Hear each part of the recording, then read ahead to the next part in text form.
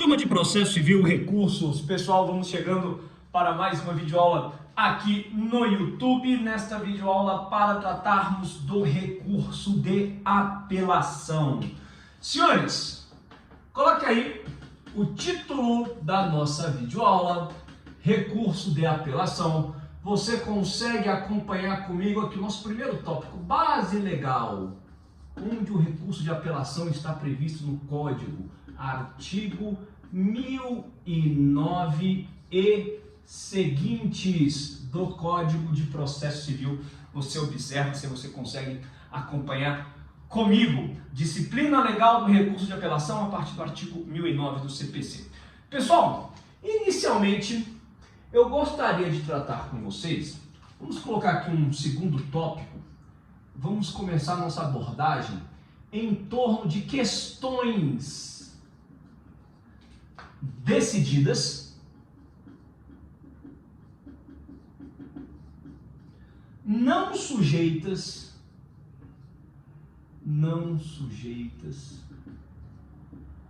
ao recurso de agravo de instrumento.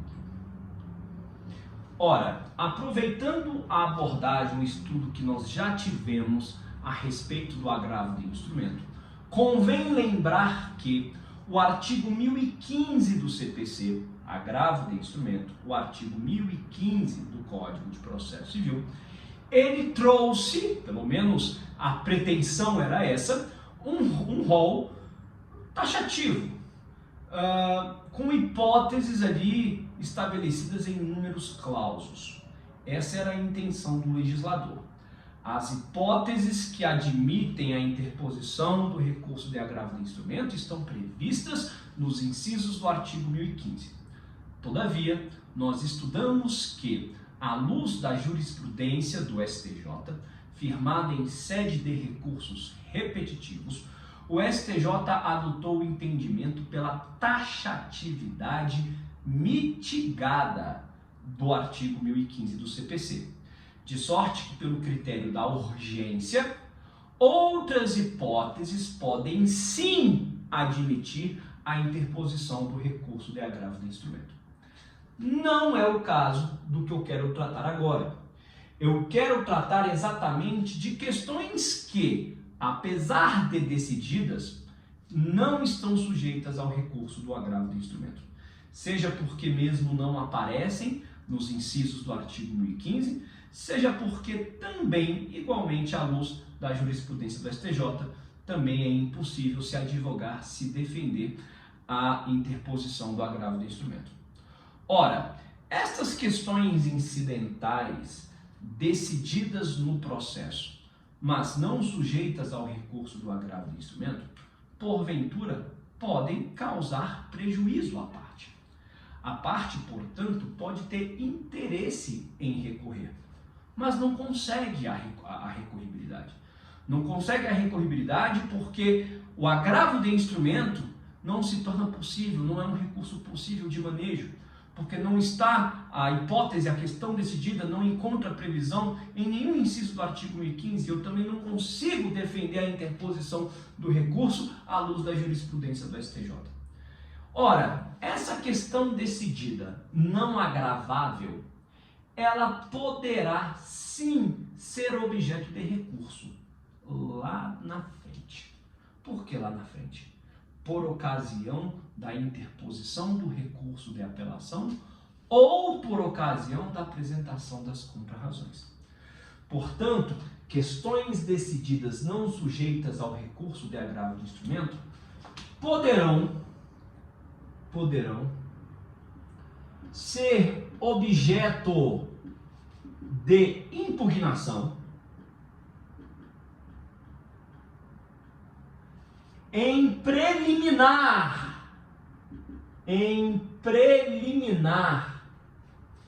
de apelação, sigla da apelação, APC, sigla do agravo de instrumento, AGI, de apelação ou em preliminar de apelação ou em preliminar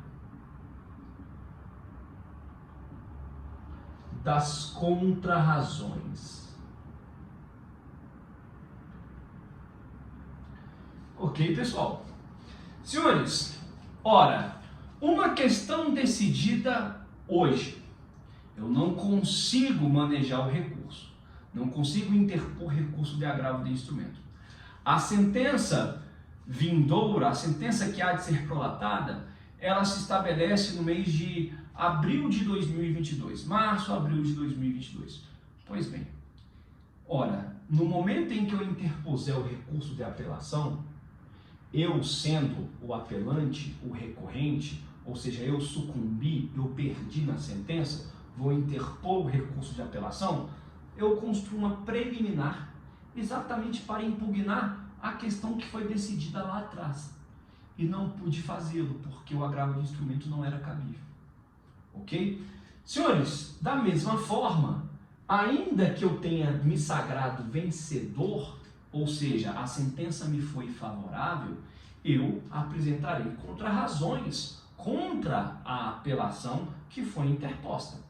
Ora, pode ser que o recurso do meu ex-adverso seja exitoso, seja próspero.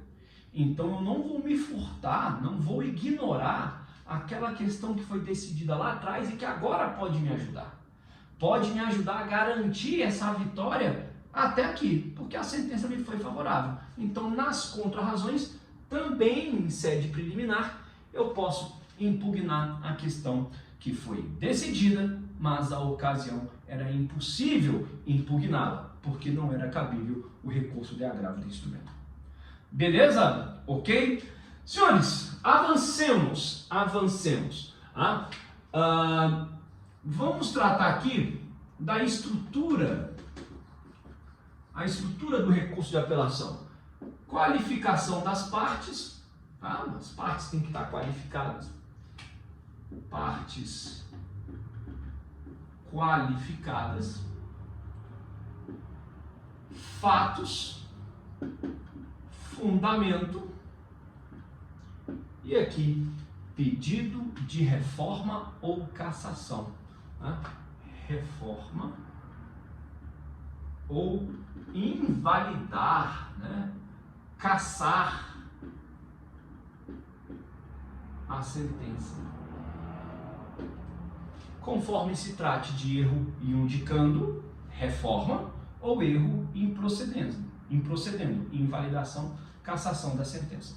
Ok? Isso aí a gente já tem domínio. Erro indicando, reforma, mérito. Erro improcedendo, invalidação, cassação da sentença. Tudo bem? Perfeito? Esse cassar aqui, pessoal, é com 2 S. Tá? Muito bem. Cassar aqui é com 2 S. Né? Cassar no sentido de invalidar. Às vezes aparecem algumas coisas interessantes, né? Como se a pessoa fosse cassar a sentença. Não se trata disso. Juro que aparece. Bom, muito bem. Senhores, é interessante a gente lembrar o seguinte, vou colocar aqui no tópico 4. O recurso de apelação, ele poderá admitir julgamento monocrático. Julgamento monocrático. O julgamento monocrático do recurso de apelação é cabível quando? Em que circunstância o desembargador poderá sozinho, de um só, decisão de um, decidir monocraticamente? Senhores, olha só, o julgamento monocrático, eu vou apagar aqui e colocar o tópico 4 para ficar mais confortável para mim. Tá? Deixa eu ver aqui, tópico 1, 2, 3. Senhores, aqui na estrutura, se vocês quiserem colocar, vamos lembrar o seguinte, entre todos os recursos, tá? o recurso de embargos de declaração, e o recurso de agravo interno são os recursos que são interpostos e dirigidos para o mesmo magistrado que prolatou a decisão. Ó, Sentença, vou opor embargos de declaração. Então eu oponho embargos de declaração dirigindo o recurso de embargos ao juiz que sentenciou. Ah, mas eu tenho um acórdão estabelecido em apelação e quero embargar. Embargos de declaração são opostos contra a decisão do colegiado. Então, sempre o recurso de embargos de declaração é um recurso oposto, manejado e dirigido em face do último órgão que prolatou a decisão. Da mesma forma, o recurso de agravo interno. O recurso de agravo interno é um recurso interposto contra a decisão monocrática. Então, quer dizer, eu dirijo o meu recurso de agravo interno para o relator, para aquele que julgou monocraticamente.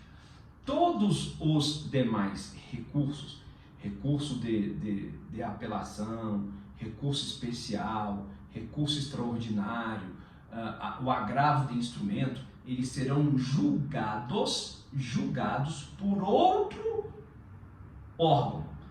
Então, um recurso de apelação, eu até vou dirigir para o juiz. Eu dirijo para o juiz. O endereçamento é Excelentíssimo Senhor Juiz de Direito, da 10ª Vara Cível da Circunscrição Especial Judiciária de Brasília. Ponto. Eu dirijo o recurso ao próprio juiz que sentenciou. No entanto, o recurso será examinado pelo órgão ad quem. A instância ad quem. Então, quer dizer, a apreciação do recurso não se dá pelo mesmo magistrado, diferentemente do que acontece com embargos de declaração e agravo interno.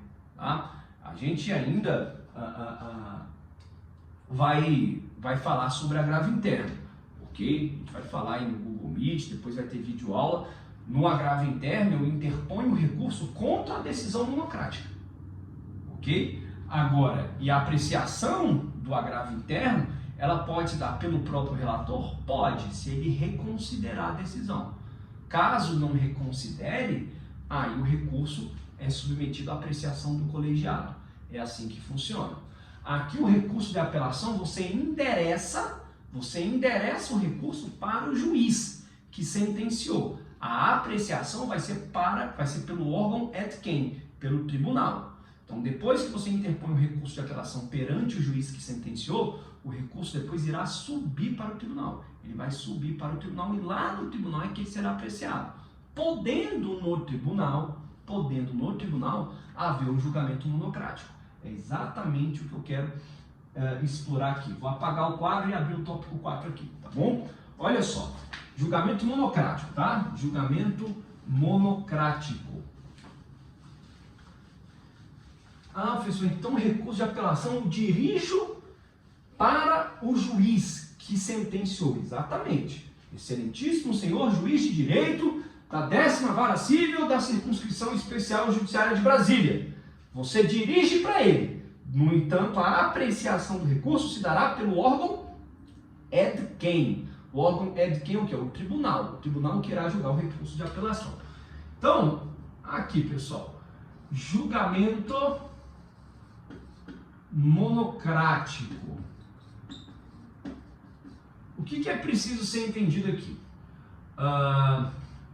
Em que hipóteses? Porque eu tive aqui uma sentença, dessa sentença foi interposta a apelação, e agora a apelação ela terá um julgamento, que será um julgamento via de regra pelo colegiado. Pode ter um julgamento monocrático? Pode ter um julgamento monocrático? Pode. Em que situações? Se o recurso for inadmissível, tá? Se o recurso for considerado prejudicado, recurso inadmissível ou prejudicado, então caberá julgamento monocrático. Agora, as demais situações, a inadmissibilidade é o plano de conhecimento do recurso. Recurso não conhecido, ou seja, ele não satisfaz os pressupostos de admissibilidade, que nós já estudamos, pressupostos intrínsecos ou extrínsecos de admissibilidade. Senhores, olha só, o julgamento monocrático, portanto, se o recurso for inadmissível, se o recurso for prejudicado, ou ainda, quando o magistrado poderá dar provimento ou negar provimento. Em que circunstâncias o magistrado, o relator, poderá dar provimento ao recurso de apelação ou negar provimento ao recurso de apelação sozinho? Porque, a rigor, este juízo aqui de mérito, isso aqui é mérito, né? Esse juízo aqui de mérito se daria, via de regra, pelo julgamento colegiado. Seria um julgamento colegiado para decidir pelo provimento ou a negativa de provimento ao recurso de apelação. Quando, excepcionalmente, o relator poderá sozinho, monocraticamente, dar provimento ou negar provimento ao recurso de apelação. Senhores, primeiro, se provimento, quando dará provimento? Se o recurso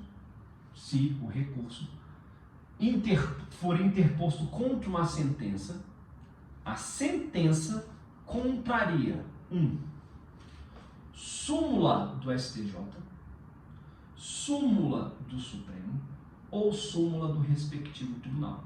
Eu estou dando provimento ao recurso porque a sentença que o recurso está atacando, ela é contrária à súmula do STJ, à súmula do STF ou súmula do próprio tribunal. Segunda hipótese, dará provimento ao recurso de apelação monocraticamente se a sentença estiver contrária a entendimento firmado em sede de recursos repetitivos. Ou seja, se a sentença firmou um entendimento que está contrário, que subverte julgamento estabelecido em sede de recursos repetitivos pelo STJ ou pelo Supremo, então vai ter provimento ao recurso de apelação monocraticamente. Terceira hipótese, se a sentença estiver contrária a entendimento firmado em incidente de resolução de demandas repetitivas ou em assunção de competência. Senhores, essas hipóteses, percebam, sentença contrária à súmula, sentença contrária a entendimento firmado em sede de recurso repetitivo, sentença contrária a entendimento firmado em incidente de resolução de demandas repetitivas ou em assunção de competência.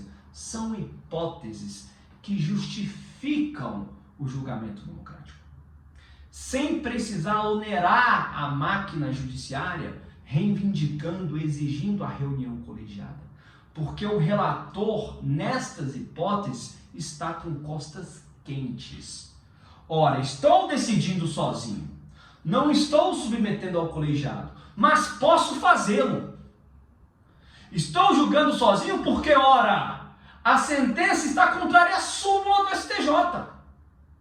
Eu não preciso exigir a reunião do colegiado para dar o entendimento de que esta sentença precisa ser reformada, logo o recurso será provido, haverá provimento ao recurso exatamente porque a sentença está contrária a uma súmula do Superior Tribunal de Justiça. Ou porque a sentença contraria entendimento firmado em sede de recursos repetitivos, incidente de resolução de demandas repetitivas ou em assunção de competência. Da mesma forma, o mesmo raciocínio se aplica para negar provimento.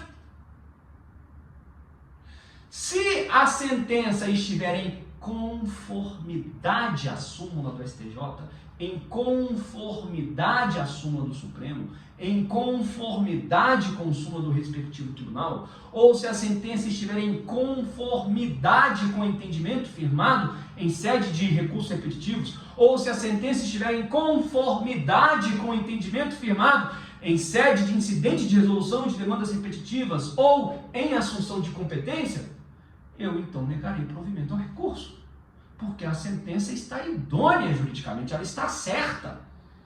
As hipóteses que justificam o julgamento monocrático no plano de mérito são hipóteses absolutamente idôneas. Por quê? Porque o relator tem costas quentes para fazê-lo.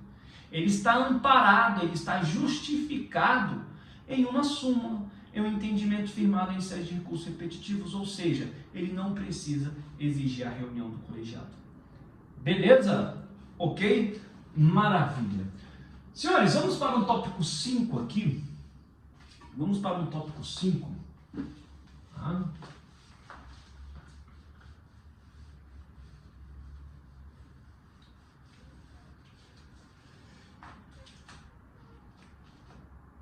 Senhores, eu apaguei o quadro, mas você consegue voltar. Você consegue voltar aí o vídeo. Me parece, olha só, por gentileza. Eu coloquei assim, não foi? É só um detalhezinho, calma, não perca a paciência comigo. Olha aqui. Eu coloquei aqui o julgamento, foi assim, ó. Eu coloquei regra. Aí eu coloquei regra, colegiado. Aí eu coloquei, cabe julgamento monocrático. Eu apaguei, agora eu tô inseguro. Mas olha só, fui apagar aqui, olhei o quadro e me parece que eu não tinha colocado o seguinte. Julgamento monocrático, quando que ele pode acontecer? Aí eu coloquei, quando o recurso for inadmissível, prejudicado. E aí eu coloquei aqui, provimento e negativa de provimento, né? Aí falei, olha, aqui é mérito, né? Ok. Senhores, o que eu acho que não está aí no seu caderno? Julgamento monocrático, quando o recurso for inadmissível, prejudicado, ou quando ele não impugnar especificamente os fundamentos da decisão, os fundamentos da sentença.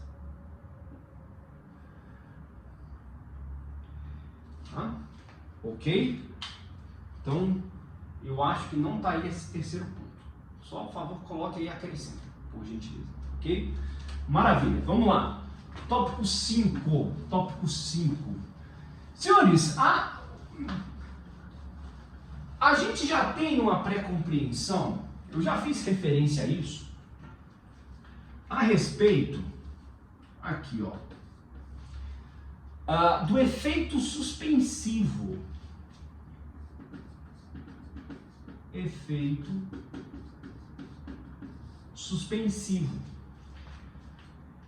O recurso de apelação, ele é dotado de efeito suspensivo? Sim. Olha só. A sentença, ela via de regra, qual que é a regra? A regra, ela não produz efeitos imediatamente. Por que a sentença não produz efeitos imediatamente? Porque o recurso de apelação é dotado de efeito suspensivo ob legis, por força de lei. Então, se a apelação é dotada de efeito suspensivo, se a apelação é dotada de efeito suspensivo, logo a sentença não vai produzir efeitos imediatamente. Os efeitos da sentença estão suspensos. Todavia, existe exceção. Na verdade, exceções. Isto é, hipóteses em que a sentença produz efeitos imediatamente. Quando que a sentença produz efeitos imediatamente? Ora, vou colocar aqui, tá? A. Quando a sentença homologar divisão e demarcação de terras. Ok? Homologar divisão e demarcação de terras. B. Quando fixar alimentos. Fixar alimentos. C. Quando revoga, concede ou confirma. Revoga, concede ou confirma tutela provisória. D. Quando extingue os embargos do executado ou julga improcedente. Letra E. Quinta hipótese em que a sentença vai produzir efeitos imediatamente. Quando julga procedente a instituição de arbitragem. O pedido de instituição de arbitragem. E F. Homologa a divisão de demarcação de terra, fixa alimentos, revoga, concede ou confirma tutela provisória, extingue os embargos executados ou julga improcedente, julga procedente instituição de arbitragem. Falta mais um. São 6 hipóteses lá no artigo 1012. Estou esquecendo de alguma. Senhores, bom, já eu lembro. Mesmo para essas hipóteses aqui, mesmo para essas hipóteses em que a sentença produz efeitos imediatamente, qual que seria então, se a sentença está produzindo efeitos imediatamente, como obter o efeito suspensivo? Aqui, para as exceções, o efeito, vou colocar aqui, o efeito suspensivo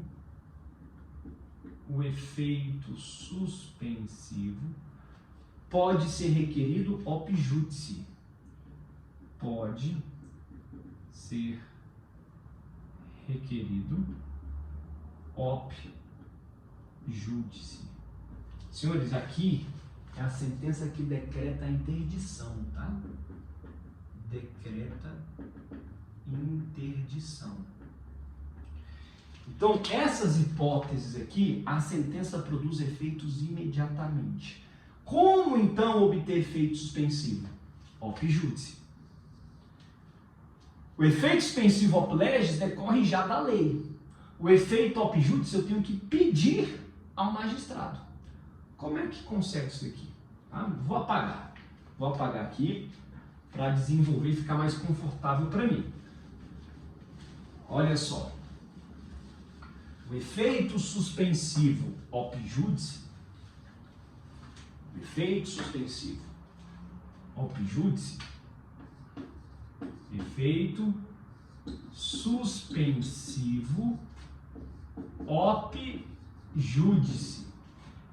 suspensivo op judice.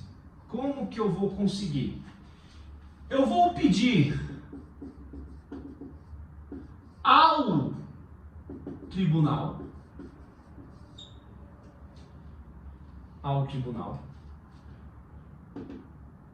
entre a interposição da apelação e a distribuição do recurso.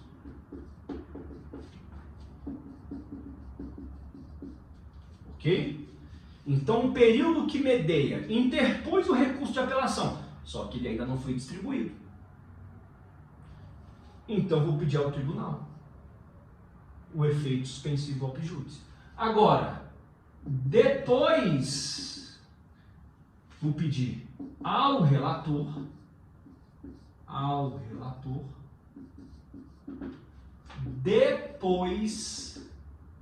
depois de distribuído.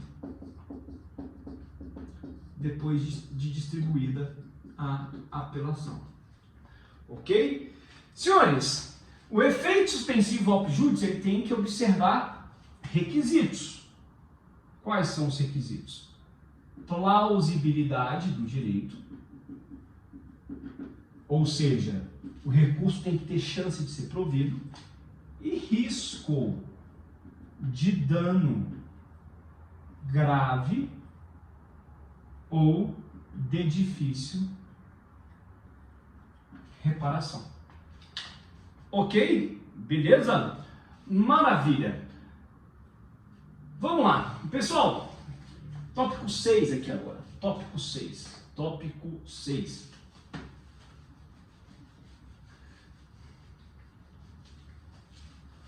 Então percebam que mesmo diante das hipóteses em que o legislador determinou que a sentença produzirá efeitos imediatamente, mesmo ali a gente ainda pode, porventura, conseguir um efeito suspensivo. O efeito suspensivo op judice. Tá? Maravilha. Pessoal, tópico 6. Tópico 6.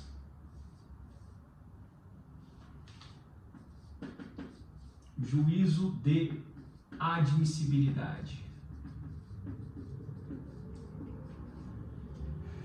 Senhores, a apelação é interposta. Vou colocar aqui processamento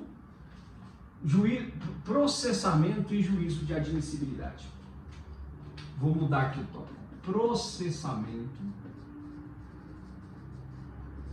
e juízo de admissibilidade.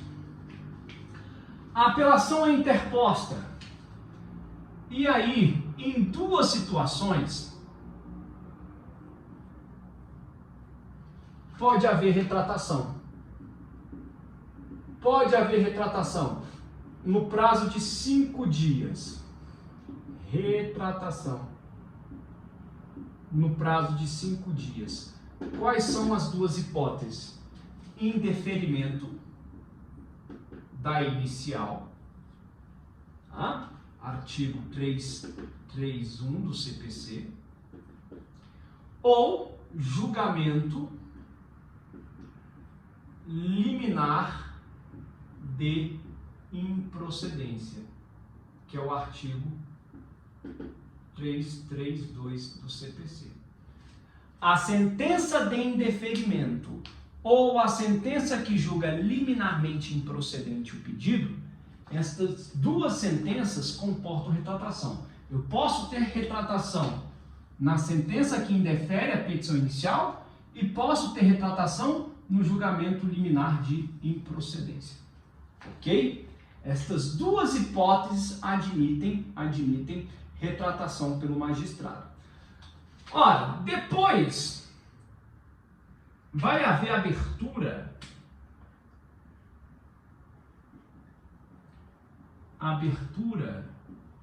de prazo para contra-razões. No prazo de 15 dias. O recurso de apelação não é interposto em 15 dias, as contra-razões também são apresentadas em 15 dias. Nós já vimos isso, que todos os recursos têm um prazo de interposição de 15 dias, à exceção dos embargos de declaração. Pessoal, olha só. Convém lembrar o seguinte. No início da aula, eu havia dito que as questões decididas, mas não agraváveis, elas podem ser suscitadas, podem ser impugnadas em preliminar de apelação ou em preliminar de contra-razões. Perfeito? Da mesma forma que a apelação, trazendo ali uma preliminar a respeito de uma questão decidida, mas que não foi objeto de agravo, porque não cabia o agravo do instrumento, nas contra-razões, o ex-adverso poderá impugnar esse capítulo, essa preliminar. Da mesma forma, quando as contra-razões trouxerem a preliminar, imagina que as contra-razões foram apresentadas no prazo de 15 dias. Só que se essas contra-razões aqui trouxerem uma preliminar, então haverá abertura de prazo para o apelante também apresentar contrarrazões à preliminar da questão que foi decidida, mas não foi agravada. Entenderam? Olha só, se a preliminar pode vir tanto na apelação como nas contrarrazões, caso venha nas contrarrazões, então o próprio apelante, para assegurar o contraditório, também terá o prazo de 15 dias para contrarrazoar a preliminar trazida em sede de contrarrazões. Beleza? Da mesma forma, convém lembrar o seguinte, lembra do recurso adesivo? Vamos supor que juntamente com as contrarrazões tenha sido interposto um recurso adesivo, uma apelação adesiva. Abre-se prazo de 15 dias para que o apelante do recurso principal venha apresentar suas contrarrazões também. Beleza? Ok? Maravilha. Senhores, olha aqui. O juízo de admissibilidade,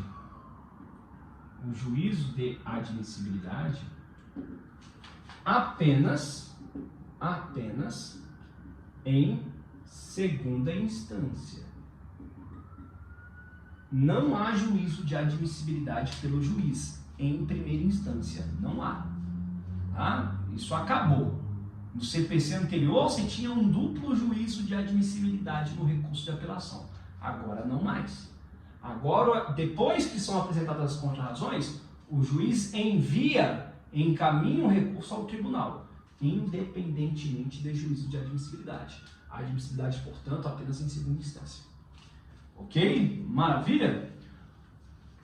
Bom, vamos lá. Pessoal, o tópico 7. Apenas para deixar o nosso quadro bem organizado, o seu caderno, aí o seu notebook.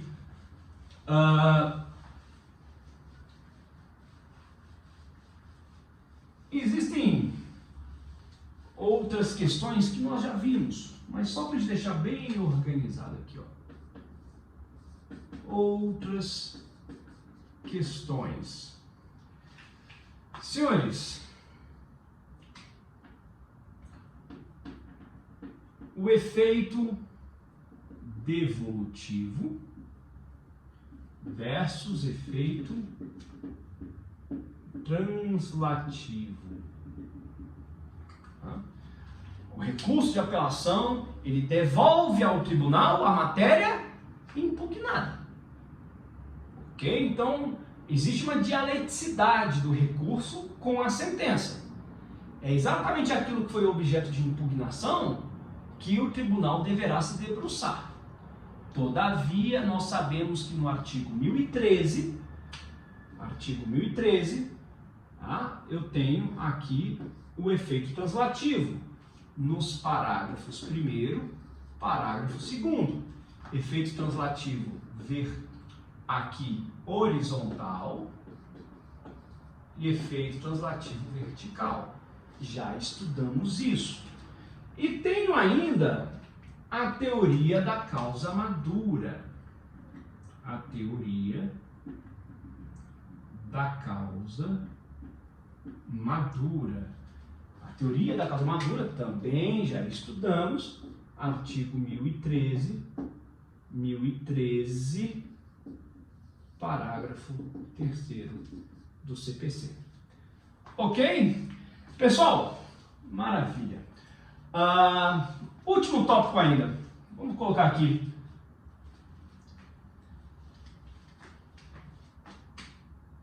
Antecipação da tutela recursal. Ora, eu posso interpor um recurso de apelação e ter pressa no julgamento. Eu tenho uma situação de urgência, de forma que eu não posso esperar o julgamento de mérito, lá a reunião do colegiado.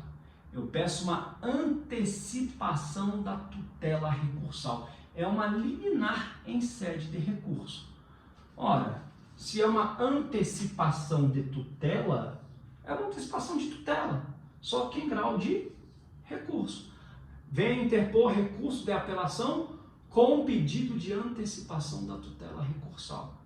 Claro, isso está condicionado a quais requisitos? Plausibilidade do direito, perigo de dano. Da mesma forma que eu posso suspender a sentença mediante esses requisitos, eu posso tentar antecipar um provimento favorável com base nesses mesmos requisitos. Ok? Ah, professor, mas eu não estou vendo aqui a antecipação da tutela recursal a partir do artigo 1009. Eu sei que você não está vendo, mas cabe. A antecipação da tutela recursal é possível em sede de recurso de apelação também. Tá? Onde é que você vai ver a antecipação da tutela recursal expressa no Código? Lá no artigo 1019, só que lá o artigo 1019 fala a respeito do agravo de instrumento, mas você pode pedir aqui em sede de apelação também, ok? Aliás, em qualquer recurso. Você pode pedir na apelação, você pode pedir no recurso especial, você pode pedir no recurso extraordinário, ok? É uma liminar em sede recursal, tá?